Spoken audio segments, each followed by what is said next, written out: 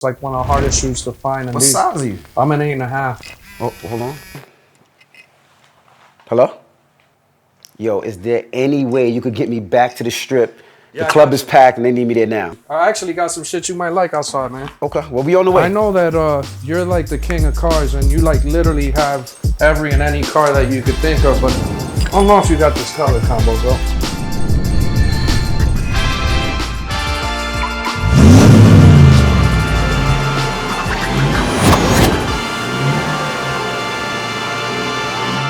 When I went to school in Virginia, this is when Pharrell was just starting, and Pharrell would have the SLR McLaren and he'd have Ferraris, and I'm like, oh, this is what I want. So when I started making money, I started buying cars, and it became, I would say, like a habit. Like, you know, some people into sneakers, some people into this, some people into that, and watches, whatever. And I was like, well, how am I gonna make money off this habit? And I was like, I'm gonna do car shows. I used to go to car shows all the time with my kids, and after 10 minutes, my kids would want to leave because they see a car, they want to leave. They're all the same. They're all the same. So I was like, well, let me create something where the kids will want to stay. So we did, it's like a festival of cars. So we did rides, roller coasters, jumpies, face painting for the kids. The one thing that I've always seen is like, I always had that couple that would come in, the significant other wouldn't understand why this is what it is and why they want to be in there, and they were leaving. So I started bringing Frenchies, adding ice cream, you know what I'm saying? Like the whole thing. So kudos to you for figuring that out. You know, we didn't have pretty much everything. And the one car that I owned that I'm always upset that I got rid of was the Carrera GT, which was the car that actually Paul Walker passed it. Not the same car, but the type of car. Correct. I bought it for $440. I sold it for $580 and I was happy. Yeah, no, I bet. That's a great, you're not supposed to make that type of money on cars. 4 months later, worth $1 million.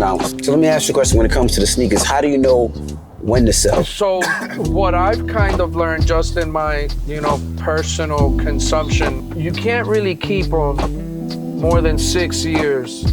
You gotta wear them. That's the only way they're gonna last past the 6, and you gotta let them breathe. But most of us don't. Like I showed you at the crib, I got that one shoe. When I first started reselling, that shoe was like 1,000 11 years ago. And now if you can find them brand new, they're like 140, 150. It's tough to predict where the market goes with stuff like that. So I would do the street tapes, and like anything else, it started changing. It went from cassettes to CDs, and digital was starting to come. Right. People were ripping it for free. So I'm like, well, what's next? Because once it's digital, you can't sell it, it's free. Right. So I was like, I need to change to something else. Right. And I was like, that change is gonna be radio. So not just DJing on the radio, because any DJ could DJ. Right. It's like, let me learn the art of radio. Now, people say you're a gym rat when you're in the basketball gym all the time. I was like a radio rat. Okay. So I would leave the club at 4 in the morning, go to radio, sleep at the radio station, wake up to see how the morning show was ran, to see how a midday show was ran, afternoon show, just learn everything. And then just creating a brand. Like, the Breakfast Club is a huge brand we're syndicated in 130 markets. So every weekend I'm in one of these markets DJing, That's why I'm able to do the car shows, not just in New York, New Jersey. I can do it in, Atlanta or Houston or Detroit, or wherever it may be, because people are hearing you on the radio and people trusting you.